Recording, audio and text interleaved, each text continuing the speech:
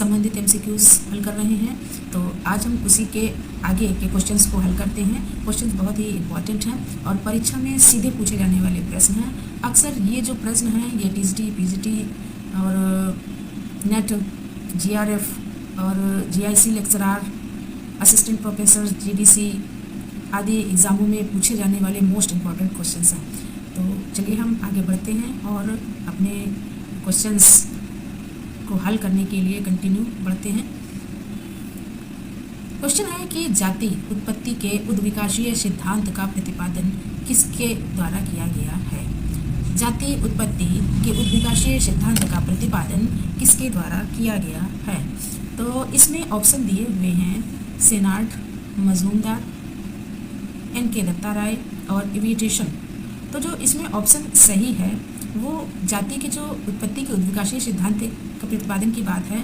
तो जो जाति का उद्विकाशीय सिद्धांत तो बहुत सारे हैं जो कि समाज के उद्विकास की बात करते हैं, परिवार के उद्विकास की बात करते हैं और जाति के उत्पत्ति की विकास की बात करते हैं। किंतु यहाँ पूछा गया है जाति उत्पत्ति के उद्विकाशीय सिद्धांत का प्रतिपादन किसके द्वारा किया गया है। तो ये प्रतिपादन इवेटसन के द्वारा किया गया है। ये प्रतिपादन इवेटसन के द्वारा यानी ऑप्शन 4 सही है।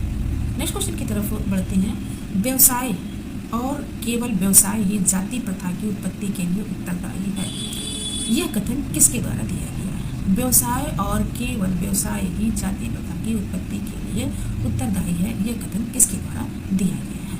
तो ऑप्शन दिए हुए हैं नेस्फेल्ड के द्वारा या फिर वालेंट के द्वारा या दहलमन के द्वारा या हटन के द्वारा। तो जो जाति के व्यवसायिक सिद्धांत जिसके द्वारा दिया गया है वो नेस्फेल्ड के द्वारा दिया गया है। नेस्फेल्ड ने ही जाति के व्यवसायिक सिद्धांत दिया है और इन्हीं के द्वारा ये कथन दिया गया है। तो ऑप्शन इसका ये सही है। नेक्स्ट क्वेश्चन की तरफ हम बढ़ते हैं। और भारत में जातिवाद और हरिजन समस्या के लेखक कौन है। भारत में जातिवाद और हरिजन समस्या के लेखक कौन हैं। तो इसमें जो ऑप्शन दिए हैं के भारती, जगजीवन राम, के नाथ और एस.सी. दुबे। तो भारत में जो जातिवाद और हरिजन समस्या के लेखक हैं इन्होंने सबसे प्रथम पत्रिका निकाली थी तो हरिजन के समस्याओं से संबंधित। तो इसके लेखक हैं जगजीवन राम। ऑप्शन बी सही है इसका। और आगे है जातिवाद को क्या कहते हैं। जातिवाद को क्या कहते हैं यानी कि बहुत ही संक्षिप्त शब्दों में पूछा गया है कि जातिवाद को क्या कहते हैं। ऑप्शन दिया हुआ है अपनी जाति के प्रति भेदभाव, दूसरी जाति से लगाव, अपनी जाति के प्रति निष्ठा, अन्य जातियों में अपना स्थान उच्च बनाना। तो जो इसमें सबसे अच्छा जो ऑप्शन दिया हुआ है कि अन्य जातियों में अपना स्थान उच्च बनाना। हम अगर समाज में चले जाते हैं और जिनसे हम अपरिचित होते हैं, अगर हम बातचीत करने लगते हैं और इत्तेफाकन जब हम बातचीत करते हैं और हमारी जातिगत बातचीत होने लगती है कि किस जाति से संबंधित हो, किस जाति से संबंधित हो, तो अक्सर ये चीज़ देखी जाती है कि जो उच्च जातियाँ होती हैं उनको ज़्यादा सम्मान मिलता है और जो निम्न जातियाँ होती हैं उनको कम सम्मान मिलता है। तो जो जातिवाद है उसका सीधा सीधा अर्थ यही होता है कि अन्य जातियों में जो व्यक्ति अपने आप को उच्च जाति का मानता है, तो जो उच्च जाति का मानता है वो निम्न जातियों को क्या करता है दृष्टि से देखता है। तो इसे ही जातिवाद कहते हैं। इसका ऑप्शन डी सही है। नेक्स्ट है क्वेश्चन कि निम्नलिखित में से कौन सा बंद स्तरीकरण का उदाहरण नहीं पूछा गया है। कि निम्नलिखित में से कौन सा बंद स्तरीकरण का उदाहरण नहीं है। ऑप्शन दिए हैं दास व्यवस्था, जाति व्यवस्था, वर्ग व्यवस्था और इनमें सभी। तो जो वर्ग व्यवस्था है ये क्या है, खुली व्यवस्था है, यानी कि व्यक्ति अपने योग्यता और कौशल के बल पर जो प्राप्त करता है उसे हम खुली व्यवस्था कहते हैं। तो बाकी दास व्यवस्था बंद स्तरीकरण है, जाति व्यवस्था भी बंद स्तरीकरण है और बचा वर्ग व्यवस्था। तो वर्ग क्या है, खुली व्यवस्था है। तो ऑप्शन इसका सी सही है। नेक्स्ट है कि किसने व्यवसायिक गतिशीलता की अंतः पीढ़ीगत एवं अंतर पीढ़ीगत अवधारणा दी है। किसने व्यवसायिक गतिशीलता की अन्य पीढ़ीगत एवं अंतर पीढ़ीगत अवधारणा दी है। ऑप्शन दिए हैं Sorokin, Ogburn, Max Weber, Lipset and Benedict. तो जो इसमें ऑप्शन सही है वो Lipset and Benedict. Lipset and Benedict ने ये बात कही है, यानी ये कथन दिया है कि व्यवसायिक गतिशीलता की अंतः पीढ़ीगत एवं अंतर पीढ़ीगत अवधारणा जो दी गई है, कथन नहीं, ये अवधारणा जो उनके द्वारा दी गई है, तो ये अवधारणा दी है लिप्सेट एवं बेनेडिक्ट के द्वारा। ये अवधारणा दी गई है व्यवसायिक गतिशीलता की अंतः पीढ़ीगत और अंतः पीढ़ीगत अवधारणा। ऑप्शन इसका डी सही है। नेक्स्ट है कि मिट्टी जाति उपजाति है जबकि मशीन वर्गों का निर्माण करती है। यह कथन किसका है? मिट्टी जाति उपजाती है जबकि मशीन वर्गों का निर्माण करती है। यह कथन किसका है? ऑप्शन दिए हैं माइकल यंग, किम्बाल यंग, अंद्रे वेतेई और लुई डूमा। तो जो इसमें किम्बाल यंग है, इन्होंने ये कथन दिया है कि मिट्टी जाति उपजाती है जबकि मशीन वर्गों का निर्माण करती है। नेक्स्ट क्वेश्चन की तरफ हम आगे बढ़ते हैं। और जागीरदारी व्यवस्था विशेषता है। तो इसमें 4 ऑप्शन दिए हुए हैं, इसमें यही विशेषता को पहचानना है कि जो जागीरदारी व्यवस्था है इसकी क्या विशेषता है खास। तो ऑप्शन दिए हैं उत्तर औद्योगिक समाज की, सामंतवादी यूरोप समाज की, प्राचीन भारतीय समाज की और प्राचीन मिस्र समाज की। तो सामंतवादी व्यवस्था होती है जागीरदारी, जिनके पास ज़्यादा भूमि होती है, यानी ज़्यादा भूमि के स्वामी होते हैं। तो ये यूरोपीय समाज की विशेषता है जागीरदारी व्यवस्था, सामंतवादी यूरोपीय समाज की। ऑप्शन इसका बी सही है। अब हम आगे बढ़ते हैं और नेक्स्ट क्वेश्चन की तरफ चलते हैं। तो नेक्स्ट क्वेश्चन में है कि निम्नलिखित में से कौन सा कथन विभेदीकरण के बारे में सत्य नहीं है? निम्नलिखित में से कौन सा कथन विभेदीकरण के बारे में सत्य नहीं है? तो इन चारों ऑप्शंस में पहचान करना है कि विभेदीकरण से संबंधित कौन सा कथन नहीं है। ऑप्शन दिया हुआ है विभेदीकरण एक नैसर्गिक प्रक्रिया है, यह संरचनात्मक प्रकार्यात्मक परिवर्तनों का उत्सर्जन करता है, यह एक रूपता से विविधता की ओर आगे बढ़ता है, यह एक अपरिमित घटना नहीं है। तो जो इसमें ऑप्शन सही है बी, यह संरचनात्मक प्रकार्यात्मक परिवर्तनों का उत्सर्जन करता है। यानी कि जो विभेदीकरण होता है वो विभेदीकरण होता है लोगों में असमानता को प्रकट करता है, किंतु यहाँ पे जो ये ऑप्शन है ये असमानता को प्रकट नहीं कर रहा है। यानी कि ये संरचनात्मक प्रकारात्मक को के विषय में बता रहा है, उसके परिवर्तनों के विषय में बता रहा है, उत्सर्जन के विषय में बता रहा है। तो जो विभेदीकरण की प्रक्रिया है वो विभेदीकरण क्या है? एक नैसर्गिक प्रक्रिया होती है। ये एक रूपता से विविधता की ओर भी आगे बढ़ता है और यह एक अपरिमित घटना नहीं है। तो ऑप्शन इसका जो सही है वो है बी। ऑप्शन सही है कि यह इसमें विभेदीकरण के बारे में जो सत्य कथन नहीं है, सत्य ऑप्शन नहीं है, वो बी है। निम्नलिखित में से कौन सी एक सामाजिक वर्ग की विशेषता नहीं है? निम्नलिखित में से कौन सी एक सामाजिक वर्ग की विशेषता नहीं है? तो सामाजिक वर्ग की विशेषता नहीं है, तो इसमें ऑप्शन का पहचान करना है कि कौन सा ऑप्शन सही है जो सामाजिक वर्ग की विशेषता नहीं है।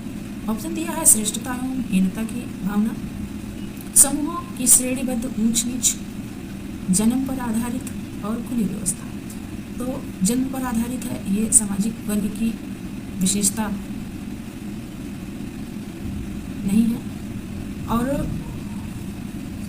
ये जो जन्म पर आधारित है ये सामाजिक वर्ग की विशेषता नहीं है। ऑप्शन सी, सामाजिक वर्ग की जो विशेषता नहीं है वो जन्म पर आधारित नहीं है। बाकी जो सामाजिक वर्ग की बात करते हैं तो उसमें श्रेष्ठताहीनता की भावना भी आता है, समूहों की श्रेणीबद्ध ऊंच नीच की आता है और खुली व्यवस्था में भी सामाजिक वर्ग आता है। किंतु जो जन्म पर आधारित है उसमें सामाजिक वर्ग की विशेषता को नहीं दर्शाता है, क्योंकि जन्म के समय जो व्यक्ति होता है वो सामाजिक वर्ग के अंतर्गत नहीं आता है। वो व्यक्ति शिशु जब बड़ा होता है और जब वो अपने कार्यों द्वारा अपने परिवार से संबंधित होता है, अपने वंश से संबंधित होता है और समाज में जब वो किसी परिस्थिति को प्राप्त करता है तब ऐसी स्थिति बनती है। यानी कि जब जन्म होता है, जन्म पर आधारित व्यवस्था सामाजिक वर्ग की नहीं होती है। नेक्स्ट क्वेश्चन की तरफ चलते हैं। नेक्स्ट क्वेश्चन है कि सामाजिक गतिशीलता की संभावना किसमें अधिक है? सामाजिक गतिशीलता की संभावना किसमें अधिक है? ऑप्शन दिए हैं कि वर्ग आधारित खुला समाज, दूसरा है जाति आधारित बंद समाज, तीसरा है जनजातीय समाज और चौथा है वर्ग विहीन समाज।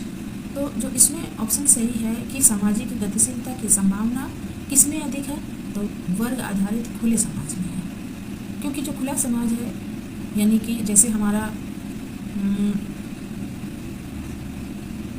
जो पदोन्नति प्रक्रिया है, जिसमें एक चपरासी एक क्लर्क बन सकता है, क्लर्क से फिर वो प्रबंधक बन सकता है, प्रबंधक से भी और भी उच्च पद उसको प्राप्त हो सकता है।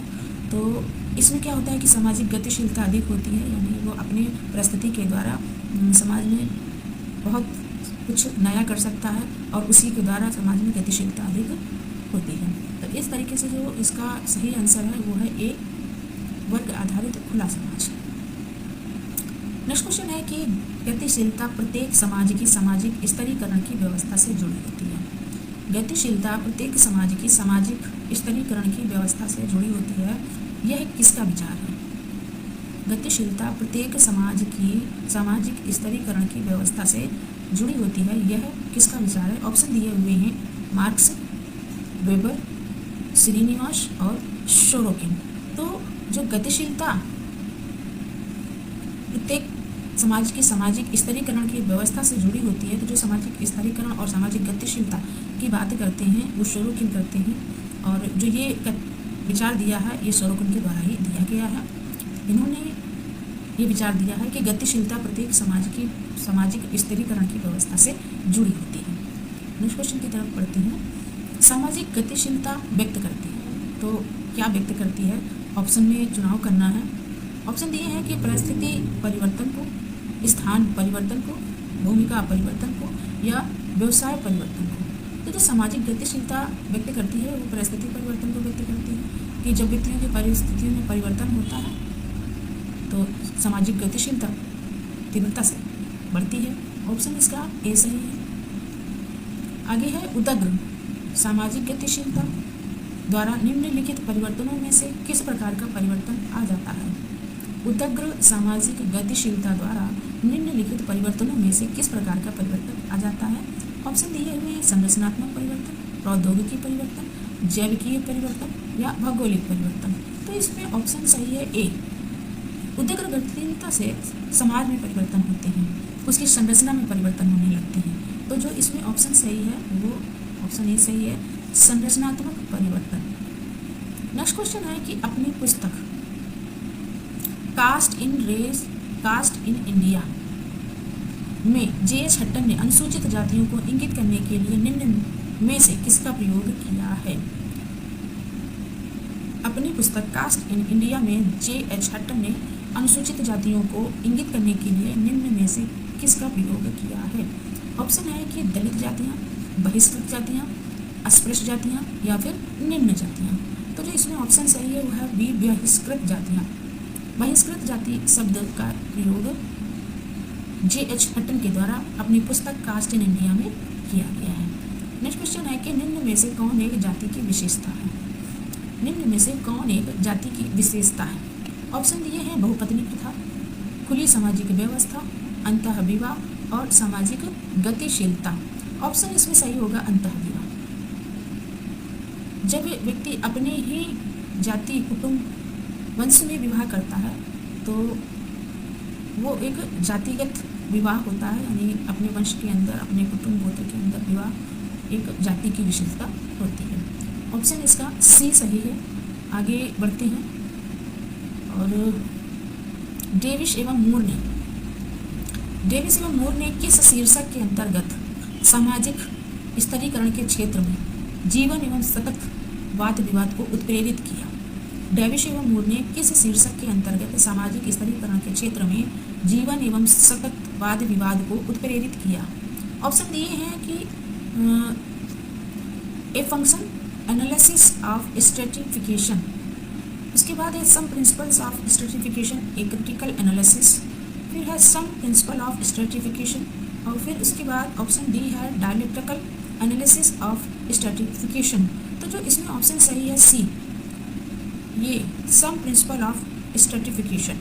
इस पुस्तक में में डेविस एवं मूर ने इस शीर्षक के अंतर्गत सामाजिक स्तरीकरण के क्षेत्र में जीवन एवं सतत विकास के विवाद को उत्प्रेरित किया है। इसमें उन्होंने अपने विचार दिए सामाजिक स्तरीकरण में से संबंधित दी। नेक्स्ट क्वेश्चन है कि स्तरीकरण के विशेषाधिकार, सम्मान तथा सत्ता से संबंधित सिद्धांत का प्रतिपादन किसने किया है? स्तरीकरण के विशेषाधिकार, सम्मान तथा सत्ता से संबंधित सिद्धांत का प्रतिपादन किसने किया है? ऑप्शन दिए हैं कोजर, सी राइट मिल्स, डैहरनडॉर्फ और कार्ल मार्क्स। तो इसमें जो ऑप्शन सही होगा वो ऑप्शन सही है सी राइट मिल्स।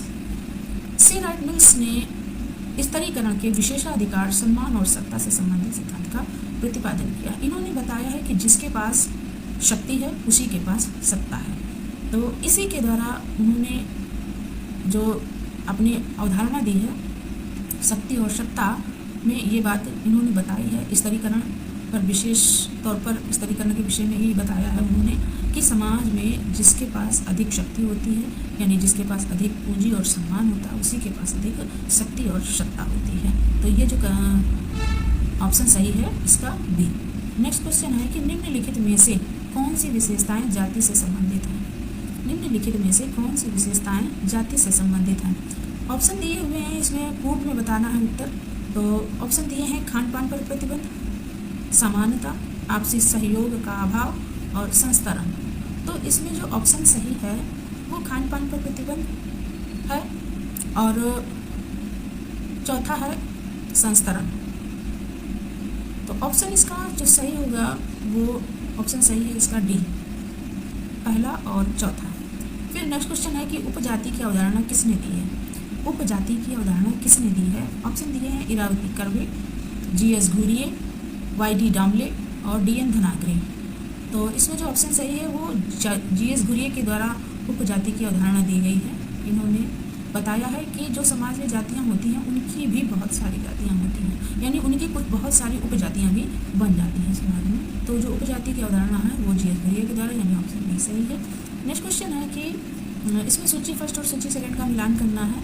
एक तरफ समाज शास्त्री दिए हुए हैं और उनसे संबंधित बहुत ही महत्वपूर्ण कथन दिए हुए हैं। ये कथन एग्जाम में बहुत बार पूछे गए हैं और इन कथन पर विशेष तौर पर ध्यान देने की ज़रूरत है। तो ऑप्शन दिए हैं जो वो दिए हुए हैं, सामाजिक स्तरीकरण संस्थागत विषमता है। सामाजिक स्तरीकरण संस्थागत विषमता है। तो ये जो स्तरीकरण की बात करते हैं वो स्वरूपहीन करते हैं, वर्ग जातियों के ढांचे में कार्य करते हैं। तो वर्ग जातियों के ढांचे में कार्य करते हैं, ऐसा योगेंद्र सिंह के द्वारा कहा गया है। जाति व्यवस्था राजनीति का कैंसर है, ये रजनी कोठारी ने कहा है। और जाति एक संगठित यानी वोट बैंक बन गई है, ये अंधविधि कहते हैं। ऑप्शन इसका सही होगा, इसका ऑप्शन सही होगा ए, 1, 2, 3, 4। नेक्स्ट क्वेश्चन है कि निम्नलिखित में से कौन एक सामाजिक स्तरीकरण की विशेषता नहीं है? निम्नलिखित में से कौन एक सामाजिक स्तरीकरण की विशेषता नहीं है? तो ऑप्शन दिए हैं समाज का बंटवारा, एक दूसरे से संबंधित, हीनता और श्रेष्ठता का संबंध, अस्थायी प्रकृति। तो जो इसमें ऑप्शन दिया हुआ है डी, अस्थायी प्रकृति। समाज में बंटवारा है, ये स्तरीकरण है। एक दूसरे से संबंधित है तो संबंधित है, इसमें उच्चता और निम्नता की स्थिति होती है। और श्रेष्ठता और हीनता का संबंध भी होता है, वो भी स्तरीकरण से संबंधित होता है। किंतु जो अस्थायी प्रकृति होती है ये स्तरीकरण से संबंधित नहीं है, क्योंकि अस्थायी प्रकृति जो होती है वो व्यक्ति की विचलन की स्थिति होती है, यानी कि वो व्यक्ति या तो पागल होगा या तो उसका समाज में किसी भी प्रकार की कोई परिस्थिति नहीं होगी। और ऐसे व्यक्तियों को स्थायी प्रकृति होती है, यानी वो समाज के प्रक्रियात्मक व्यवस्था से बिल्कुल अलग होते हैं। तो ऐसे इसको ये सामाजिक स्तरीकरण की प्रकृति या विशेषता नहीं है। नेक्स्ट क्वेश्चन है कि निम्नलिखित में से कौन सा विशेषीकरण का उदाहरण है, ना कि स्तरीकरण का? निम्नलिखित में से कौन सा विशेषीकरण का उदाहरण है, ना कि स्तरीकरण का? ऑप्शन दिए हुए हैं वर्ग, लिंग, जाति, सांस्कृतिक अभिजात्य वर्ग। तो ऑप्शन इसमें जो दिया हुआ है बी, विशेषीकरण का उदाहरण है, ना कि स्तरीकरण का। यानी कि लिंग के आधार पर जो स्तरीकरण होता है वो विशेष नहीं होता है, अपितु तो ये एक सामाजिक स्तरीकरण है। तो इसका जो ऑप्शन सही है वो बी सही है। नेक्स्ट क्वेश्चन है और ये लास्ट क्वेश्चन है कि कौन सी जाति व्यवस्था की मौलिक विशेषताएं हैं। कौन सी जाति व्यवस्था की मौलिक विशेषताएं हैं। तो इसमें जो ऑप्शन दिए हैं वो वंशानुक्रम, संस्तरण, अंतर्विवाह और गतिशीलता। तो ऑप्शन इसमें जाति व्यवस्था की मौलिक विशेषताओं में वंशक्रम आता है, संस्तरण भी आता है और अंतर्विवाह भी आता है। तो गतिशीलता नहीं आता। ऑप्शन इसका सी सही होगा। तो आज की ये जो क्लास है सामाजिक स्तरीकरण और गतिशीलता से संबंधित MCQs का ये लास्ट क्वेश्चन था। और ये क्लास आप लोगों को अच्छी लगी हो तो चैनल को लाइक, शेयर, सब्सक्राइब करें, कमेंट करके बताएं कि क्लास आप लोगों को कैसी लगी। Thanks for watching.